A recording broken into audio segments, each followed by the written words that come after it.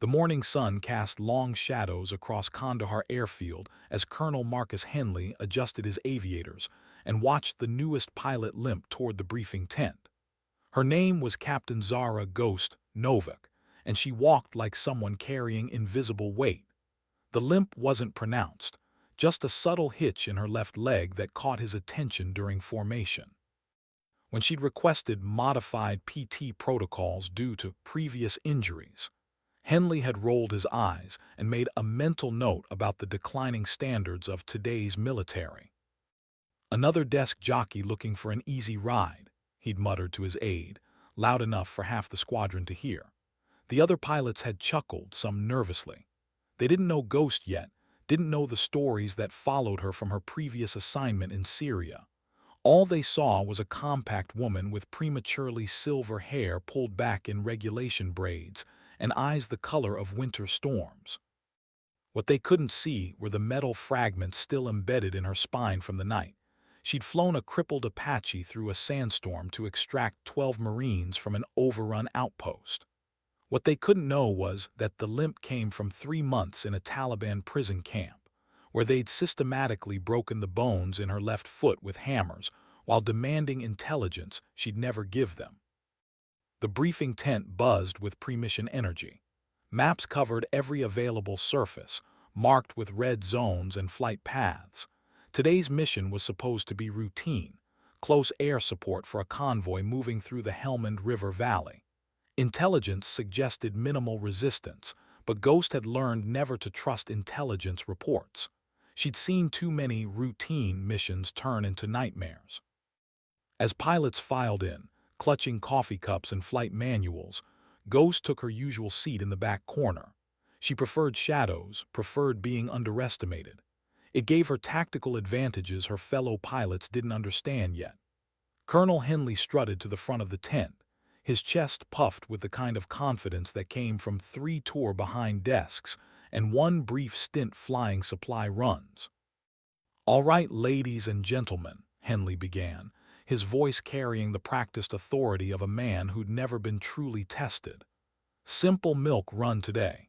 Ghost, since you're still recovering from whatever kept you out of PT yesterday, maybe you should sit this one out." The tent fell silent. 20 pairs of eyes turned toward the woman in the corner, waiting for her response. Ghost's expression didn't change. She simply reached for the zipper of her flight suit, the sound cutting through the silence like a blade. Captain Tomas Viper Rodriguez, her wingman, had seen her do this once before. He knew what was coming and felt his stomach tighten. The other pilots watched with growing confusion as Ghost pulled the suit down to her waist, revealing the standard-issue tank top underneath. But it wasn't the clothing that made Colonel Henley's smug smile disappear. It was the scars. They covered her torso like a map of violence, each mark telling a story of survival that most people couldn't comprehend. Surgical scars from shrapnel removal formed neat lines across her ribs. Burn marks from a cockpit fire created twisted patterns on her shoulder. But the most striking were the parallel lines across her back, visible as she turned slightly, the deliberate marks of torture, inflicted with methodical precision. The silence in the tent became oppressive. Ghost's voice, when she finally spoke, was steady and quiet, carrying the weight of someone who'd earned the right to speak without raising her volume. "I can fly, Colonel. The question is whether you want the pilot who's never been shot down, or the one who's never been tested." Colonel Henley's face had gone pale beneath his tan. He cleared his throat, suddenly finding the mission maps incredibly interesting. "Right, well, let's review the flight plan." But Ghost wasn't finished. She pulled her flight suit back up with deliberate slowness, every movement calculated. "Sir, with respect, if you'd like to discuss my fitness for duty, I suggest you review my service record. All of it." Her eyes met his across the tent, and something passed between them that made the colonel look away first. Viper had served with Ghost for 6 months, and he'd learned to read the subtle signs that preceded her most dangerous moods. The slight tightening around her eyes, the way her fingers drummed once against her thigh, the almost imperceptible straightening of her shoulders. She was transitioning from defensive to predatory, and everyone in the tent could feel the shift even if they couldn't name it. Lieutenant Jake "Rookie" Patterson, fresh from flight school and full of textbook knowledge, leaned over to whisper to his seat partner, "What's her call sign mean? Why Ghost?" The question was innocent enough, born from genuine curiosity rather than malice. It was Captain Lisa Phoenix Chen who answered, her voice carrying across the tent. "Because when she's hunting, you never see her coming, and when she's done, there's nothing left but echoes." Chen had served with Ghost in Syria, had witnessed firsthand what happened when someone underestimated the quiet woman with the winter eyes. Ghost's reputation in Syria had been built on precision and an almost supernatural ability to appear exactly where the enemy least expected her. She flew like someone who understood that the sky wasn't just a battlefield, but a three-dimensional chess board where patience and positioning mattered more than raw speed or firepower. Her tactics were studied at flight schools now, though few instructors understood the psychological warfare element that made her truly dangerous. The tense atmosphere had shifted completely. What had started as casual mockery had transformed into something approaching reverence, tinged with unease. Ghost hadn't raised her voice, hadn't made any threats, but somehow she'd managed to flip the entire power dynamic without appearing to try. Colonel Henley struggled to regain control of the briefing. "As I was saying, the convoy will be moving through Checkpoint Alpha at 900 hours. His voice lacked its earlier confidence, and he kept glancing toward Ghost as if expecting another interruption. But she'd settled back into her corner, apparently content to let him continue. The mission details were straightforward enough. A supply convoy needed escort through a valley that had seen increased insurgent activity. Intelligence suggested the threat level was moderate, with possible small arms fire and improvised explosive devices. Standard close air support protocol applied. Maintain overwatch, respond to contact, ensure the convoy reached its destination safely. What intelligence hadn't mentioned, what couldn't be quantified in their neat reports, was the psychological element. The insurgents in this particular valley had developed a pattern of attacking convoys not with the intention of destroying them, but of forcing them into defensive positions where they could be surrounded and systematically eliminated. It was a patient, methodical approach that required a patient, methodical response. Ghost had studied the pattern during her preparation the night before. While other pilots had been playing cards or writing letters home, she'd pored over after-action reports, casualty statistics, and terrain analysis. She'd identified 17 potential ambush sites, calculated response times from various altitudes, and developed contingency plans for scenarios that weren't covered in the standard operating procedures. This was what set her apart from pilots like Colonel Henley, who flew by the book and trusted that superior firepower would solve any problem they encountered. Ghost understood that every mission was ultimately a psychological battle, and that the side that better understood their opponent's mind would win regardless of hardware advantages. As the briefing continued, she noticed the subtle tells that indicated her fellow pilot's stress levels. Rookie Patterson was tapping his pen against his knee in an irregular pattern.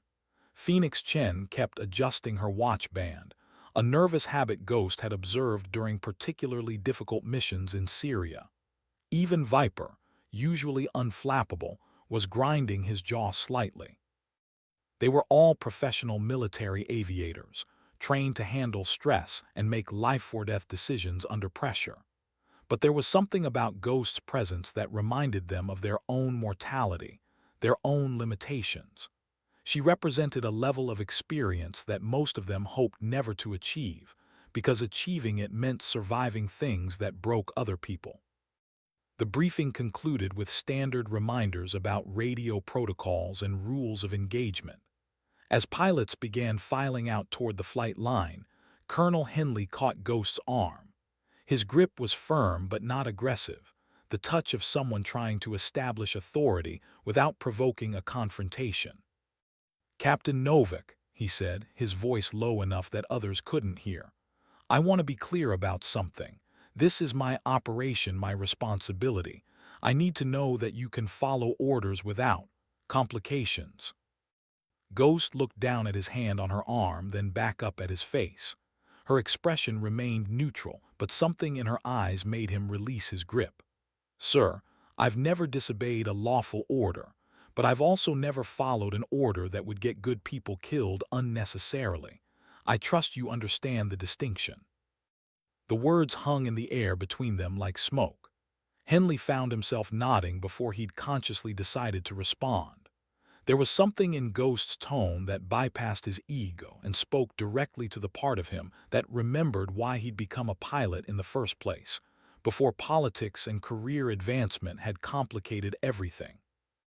As Ghost walked toward the flight line, her limp more pronounced in the morning heat, Henley found himself wondering what exactly he'd gotten himself into. The mission was supposed to be routine, a chance to integrate the new pilot into the squadron and build unit cohesion. Instead, he felt as if he'd just encountered something that would force him to examine everything he thought he knew about leadership, about courage, and about what it really meant to serve. The flight line buzzed with pre-mission activity. Ground crews swarmed over aircraft like ants, conducting final inspections and loading ordnance. The smell of jet fuel mixed with dust and sweat created the distinctive aroma that all combat pilots associated with the moment before everything changed. Ghost's aircraft was an A-10 Warthog, the ungainly but devastatingly effective close air support platform that had earned legendary status among ground troops. She'd requested the assignment specifically, knowing that the A-10's durability and firepower made it ideal for the kind of precision work that kept soldiers alive. Other pilots preferred the speed and glamour of fighters, but Ghost had learned that glory was less important than bringing everyone home. She conducted her pre-flight inspection with methodical thoroughness, checking systems that other pilots might take for granted. Each rivet, each panel, each gauge received her complete attention. This wasn't paranoia.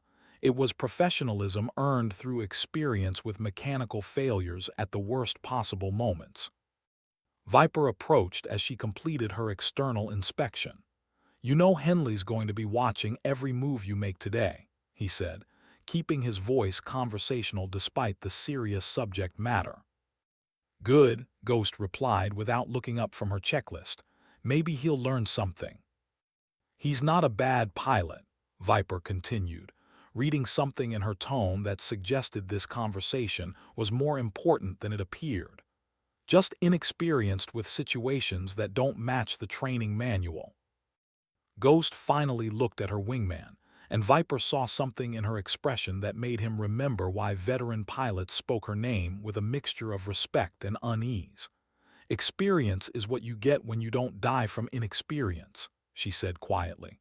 "Today might be educational for all of us." The morning sun was climbing higher, promising another scorching day in the Afghan desert. But for now, in the relative cool of early morning, there was still time for preparation, for the rituals that combat pilots used to transform themselves from ordinary people into instruments of precision violence. Ghost settled into her cockpit with the fluid grace of someone for whom the aircraft was a natural extension of her body. Her hands moved across the controls with practiced efficiency, each switch and dial becoming part of a complex symphony of systems coming online. The A-10's twin engines spooled up with their distinctive whine, a sound that insurgents throughout Afghanistan had learned to fear. As she waited for clearance to taxi, Ghost closed her eyes for just a moment and felt the familiar transformation taking place. The woman with the limp and the nightmares was fading, being replaced by something harder and more focused. Ghost, the pilot, was emerging, the version of herself that existed only in the cockpit, where clarity and purpose reduced everything to simple equations of physics and death. Colonel Henley's voice crackled over the radio, officially beginning what none of them yet realized would become the most important mission of their careers. "Falcon Flight, this is Falcon Lead. Radio check over." One by one, the pilots responded with their call signs and aircraft status. When Ghost's turn came, her voice was steady and professional. Falcon 4, Ghost. Systems green, ready to fly. But as they taxied toward the runway, none of them could have predicted that before the day was over, that calm professionalism would be tested in ways that would change not just their understanding of combat aviation, but their understanding of what it meant to serve alongside someone who had already given everything and somehow found a way to give more. The convoy they were tasked to protect was already moving through the morning desert, 37 soldiers in 6 vehicles carrying supplies that would keep a forward operating base functional for another month. They were somebody's sons and daughters, husbands and wives, people with hopes and fears and dreams that extended far beyond the confines of military service. Ghost had read their roster the night before, memorizing names and faces until she could picture each individual they were sworn to protect. This was another habit that set her apart from other pilots, another element of the psychological preparation that most people didn't understand. You couldn't protect people effectively if you thought of them as abstract tactical units. You had to understand that each life represented an entire universe of connections and possibilities. As Falcon Flight lifted off into the crystalline morning sky, Ghost felt the familiar sensation of the world falling away beneath her. Up here, the complexities of ground-based existence simplified into clean lines of force and motion.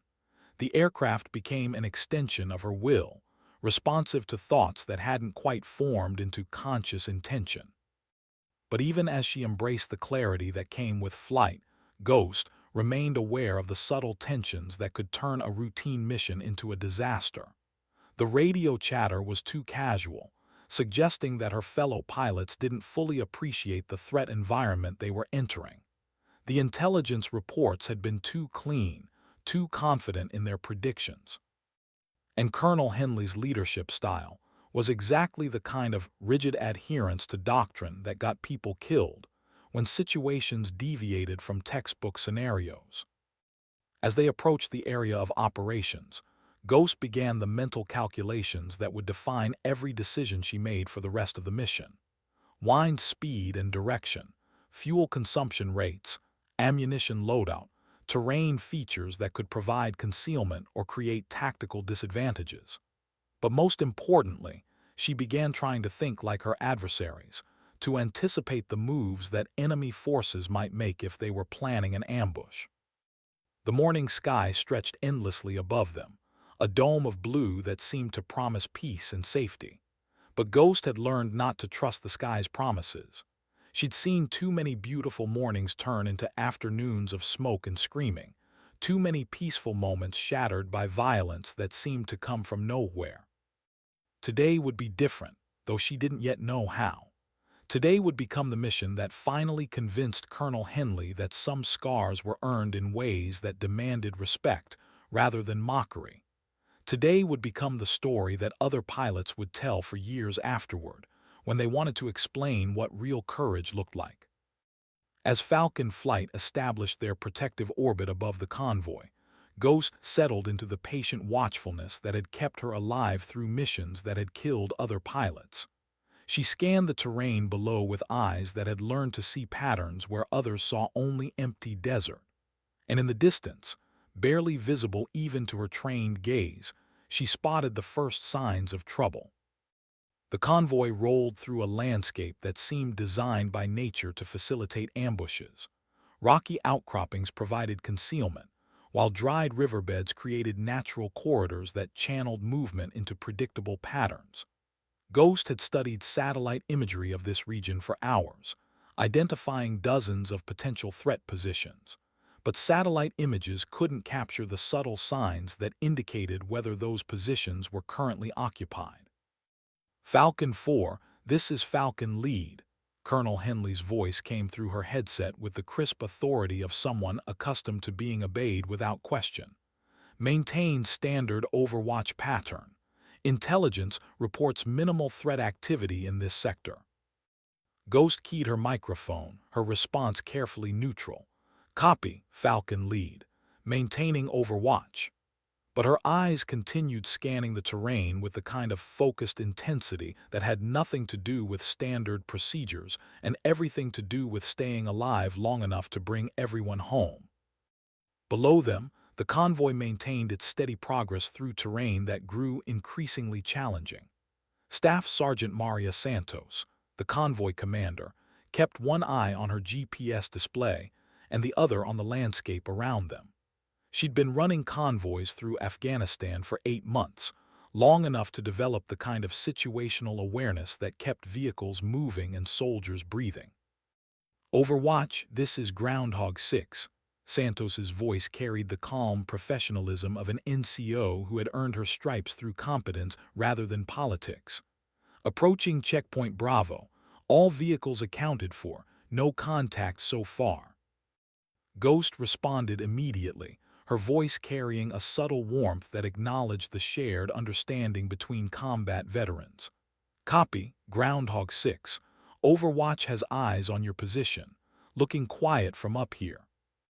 But even as she transmitted reassurance, Ghost's trained senses were detecting anomalies that didn't quite rise to the level of concrete threats. Birds that should have been present in certain areas were absent. Dust patterns suggested recent vehicle movement in locations where no friendly forces were supposed to have traveled. Most subtly, there was something about the radio silence from the insurgent networks they monitored that felt like the calm before a storm. These were the kinds of details that couldn't be quantified in intelligence reports, the subtle environmental cues that separated pilots who survived from pilots who became statistics. Ghost had learned to trust these instincts even when she couldn't articulate the reasoning behind them. Too many times, that trust had been the difference between completing a mission and attending memorial services. Viper's aircraft maintained perfect formation position, but Ghost could hear the subtle changes in his breathing pattern over the radio that indicated increasing stress levels.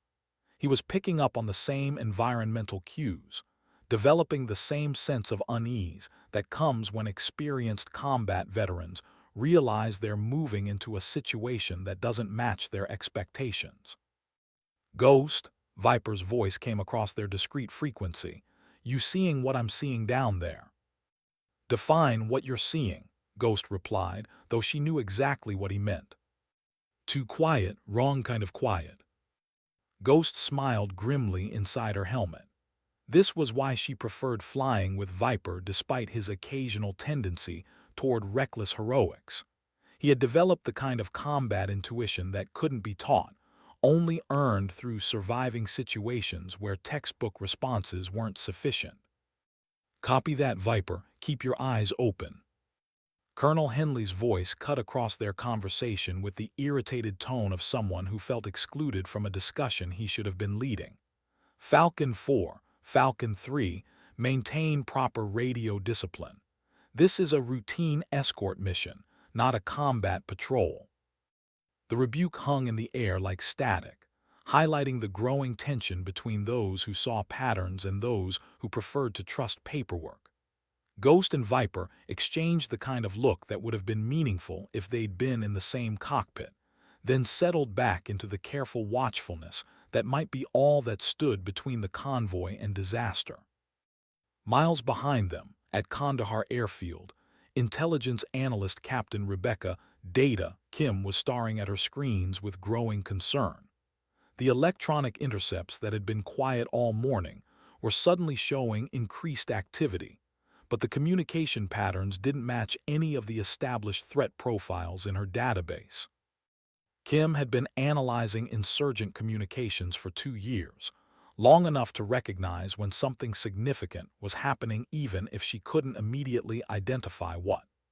The radio chatter suggested coordination between groups that normally operated independently, and the timing coincided suspiciously with the convoy's movement through the valley.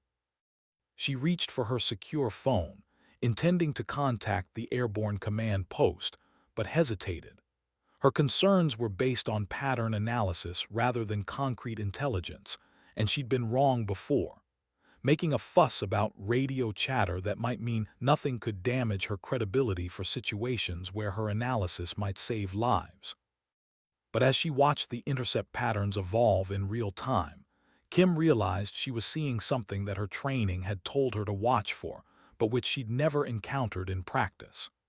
The insurgents were coordinating a complex ambush, using communication methods that were designed to appear routine, while actually orchestrating something far more sophisticated than anything they'd attempted before.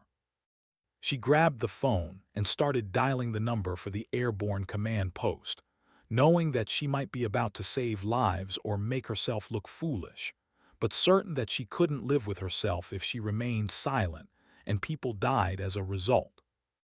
Above the convoy, Ghost felt rather than saw the shift in the tactical environment. The sensation was like standing in a field just before lightning strikes, when the air itself seems to vibrate with potential energy. Her hands tightened imperceptibly on the aircraft's controls, and she began the mental transition from routine patrol to combat readiness. "Falcon lead, this is Falcon 4, she transmitted, keeping her voice level despite the adrenaline beginning to course through her system. "Request permission to conduct detailed reconnaissance of Checkpoint Charlie." Colonel Henley's response carried the exasperated tone of someone dealing with subordinates who couldn't follow simple instructions. "Negative, Falcon 4. Maintain current patrol pattern. We're not deviating from mission parameters for Ghost contacts." The word "ghost" hung in the air with unintended irony. Ghost had been called many things during her military career, but she'd never been accused of seeing threats that didn't exist. Her survival record spoke to the accuracy of her tactical instincts, but Colonel Henley didn't know her well enough to trust those instincts over official intelligence assessments. In the convoy below, Staff Sergeant Santos was experiencing her own sense of unease. The terrain ahead narrowed into a natural choke point, exactly the kind of location where enemy forces would position an ambush. Standard procedure called for increased vigilance during passage through such areas, but intelligence reports had indicated minimal threat levels for this entire route. Santos keyed her radio, addressing the vehicles under her command.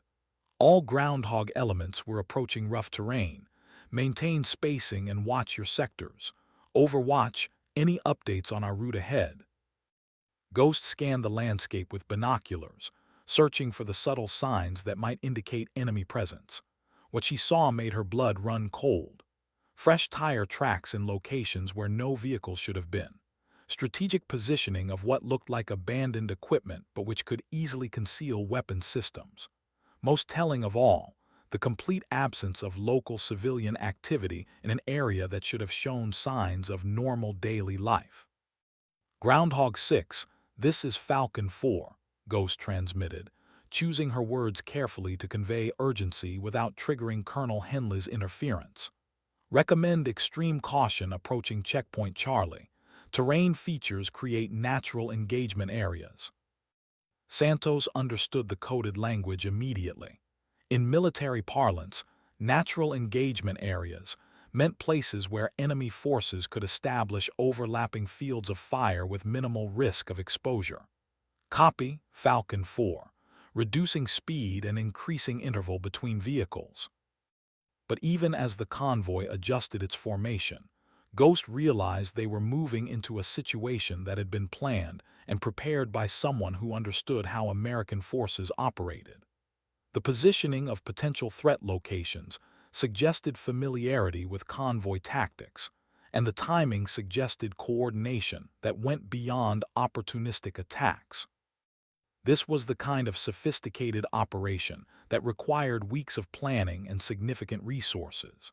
It also suggested that someone had access to intelligence about convoy routes and timing that should have been closely guarded.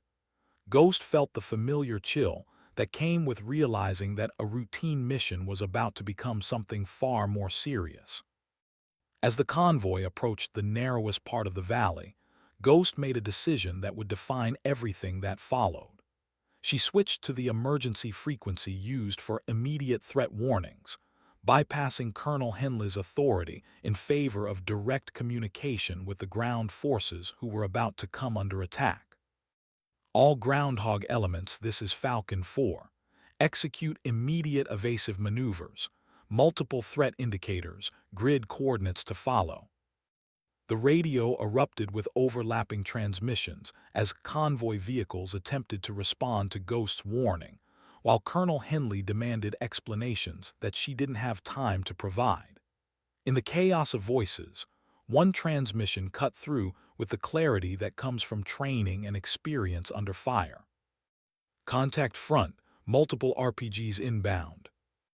The ambush had begun, and Ghost's warnings were about to be vindicated in ways that no one wanted to experience. As the first explosions bloomed across the desert floor, Colonel Henley was forced to confront the reality that some pilots earned their reputations through abilities that couldn't be measured by standard metrics. The morning sky, which had promised nothing more dramatic than a routine escort mission, was about to become a battlefield where the difference between survival and death would depend on split-second decisions made by people who had learned their skills in situations no training manual could adequately prepare them for. Ghost rolled her aircraft into the attack profile she'd been visualizing since takeoff, her movements precise and economical despite the adrenaline flooding her system. This was what she'd been trained for, what she'd survived multiple tours to be able to do when it mattered most. Below, 37 soldiers in 6 vehicles were about to discover whether the pilot they'd been told to trust with their lives was worth the confidence they'd been ordered to place in her. The first rocket-propelled grenade screamed across the narrow valley like a comet of death, its smoke trail drawing a line between concealed insurgent positions and the lead vehicle of Groundhog convoy. Staff Sergeant Santos threw herself sideways as the warhead detonated against the rocky outcropping beside her vehicle, showering the area with shrapnel that rang against armored plates like deadly rain. Groundhog 6 to all elements, we are taking effective fire from multiple positions. Santos's voice carried the controlled urgency of someone who had trained for this moment but hoped never to experience it, requesting immediate close air support. Ghost was already diving toward the engagement, her A-10's targeting systems painting the landscape with electronic precision. But what she saw through her targeting pod made her realize this wasn't the usual poorly coordinated insurgent attack.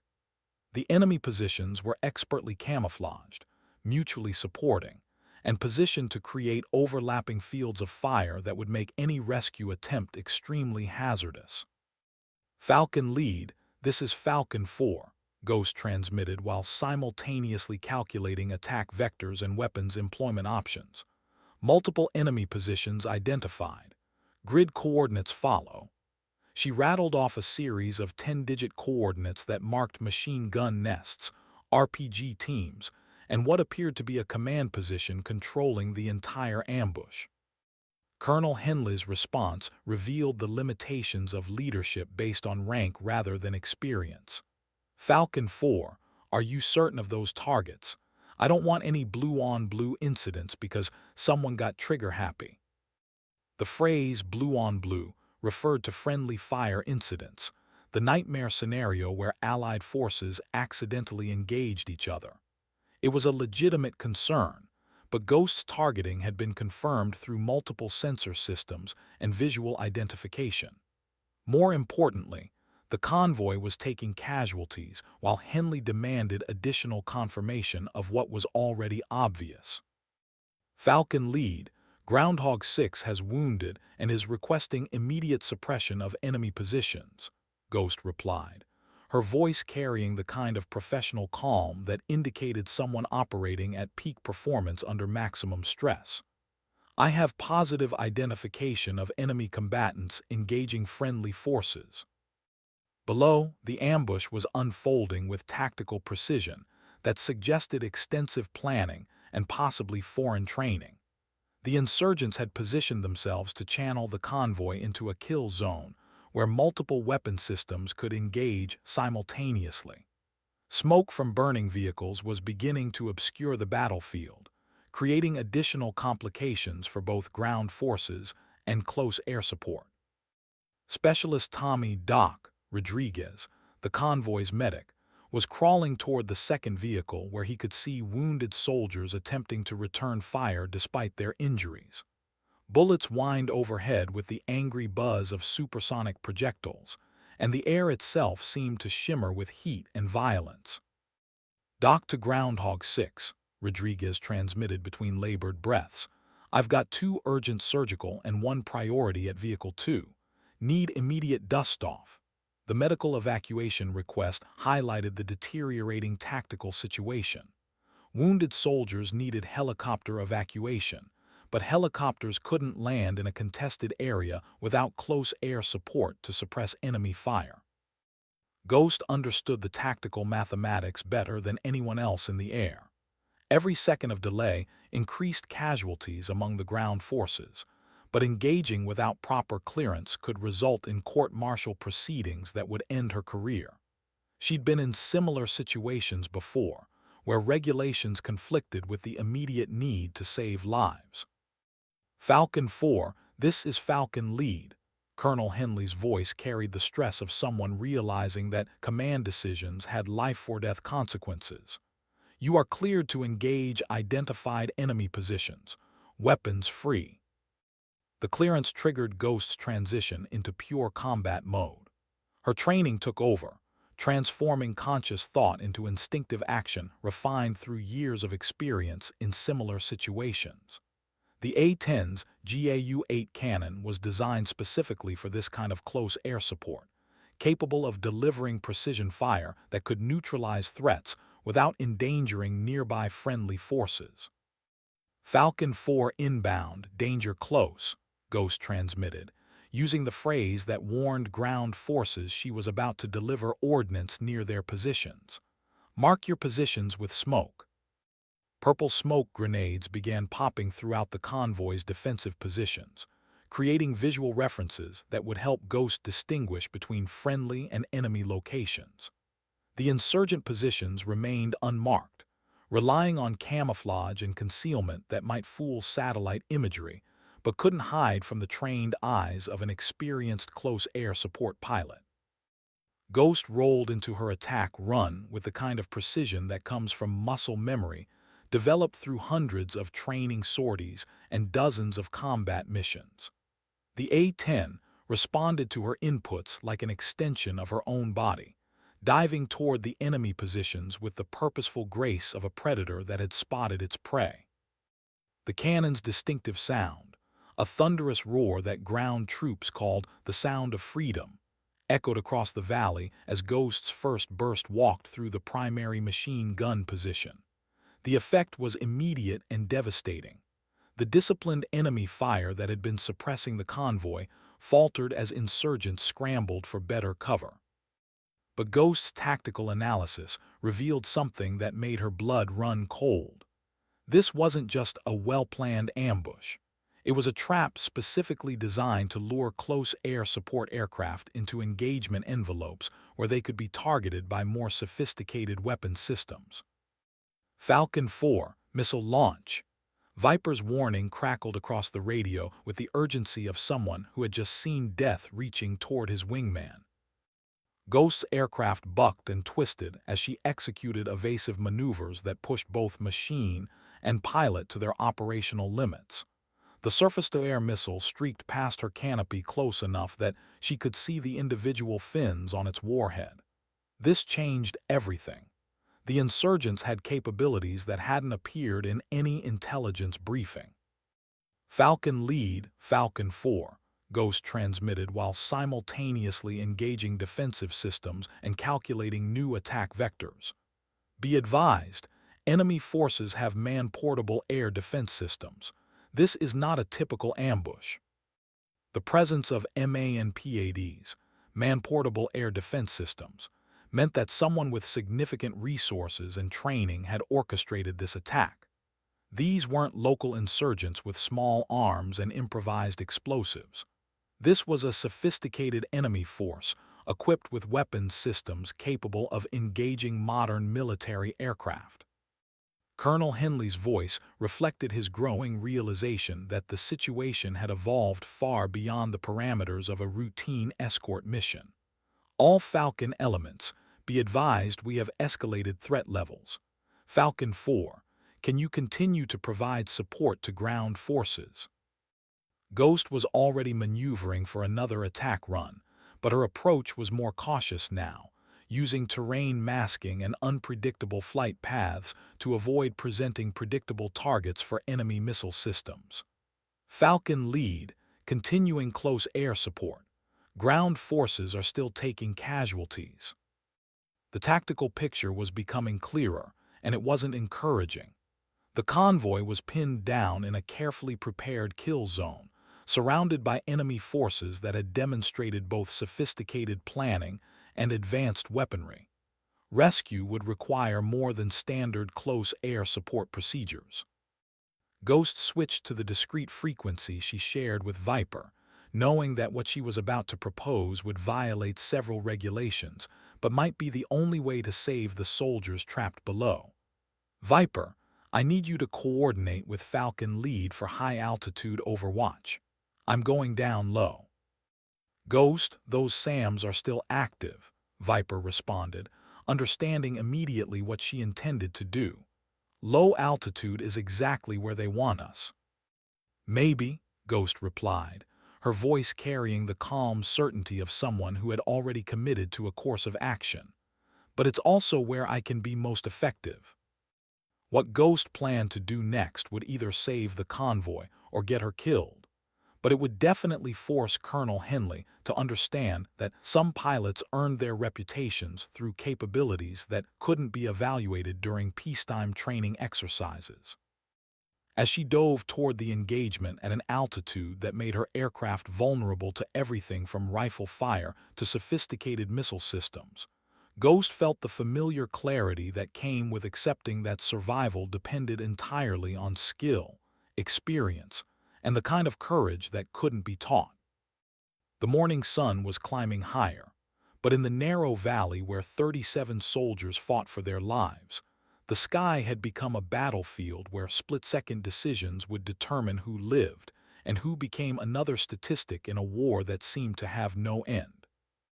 Ghost's A-10 screamed toward the valley floor at an altitude that made every weapon in the insurgent arsenal capable of reaching her aircraft. This was the kind of flying that separated pilots who survived from pilots who became cautionary tales in accident reports. But for the soldiers trapped below, it was also their best hope for survival. The enemy positions that had been invisible from higher altitude became clearly defined as Ghost dropped to less than 100 feet above the terrain. She could see individual insurgents moving between covered positions, coordinating their fire to maintain pressure on the convoy while simultaneously watching the sky for threats from above. Groundhog 6, this is Falcon 4, Ghost transmitted while simultaneously tracking multiple targets through her aircraft's sensors. I have visual on your positions. Can you mark the nearest enemy position with smoke? Staff Sergeant Santos was pressed against the wheel well of her vehicle, returning fire with her M4 carbine while trying to coordinate the defense of her convoy. Blood from a shrapnel wound was running down her left arm, but her voice remained steady as she responded to Ghost's request. Falcon 4, marking enemy position to our north with red smoke, Santos transmitted. Seconds later, a red smoke grenade arced through the air to land near a rocky outcropping where muzzle flashes indicated an active firing position. Ghost processed the targeting information with the kind of instantaneous analysis that comes from years of training and combat experience. The enemy position was close enough to friendly forces that any weapons employment would require precision that pushed the limits of what was technically possible. But precision was exactly what Ghost had spent years perfecting. The A-10's cannon was designed for this kind of surgical application of firepower, and Ghost had learned to use that precision to save lives rather than simply destroy targets. Her first burst was a masterpiece of applied violence, walking 30 rounds through the enemy,